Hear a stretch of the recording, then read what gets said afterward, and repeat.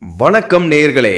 இயக்குனர் லோகேஷ் கனகராஜ் இயக்கத்தில் super star Rajinikanth நடிப்பில் உருவாகி இருக்கும் கூலி ரசிகர்களால் பெரிதும் எதிர்பார்க்கப்பட்ட இப்படம் நாளை உலகம் முழுவதும் திரையரங்குகளில் வெளியாகிறது.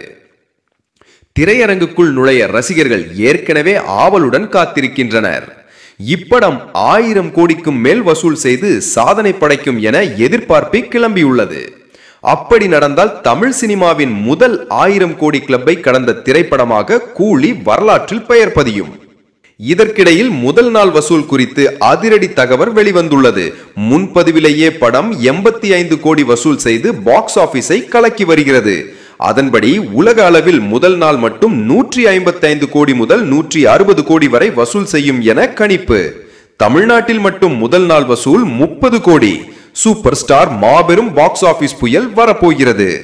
உங்களுடைய கருத்துக்களை மறக்காம இந்த வீடியோ கீழே கமெண்ட் செய்யுங்க.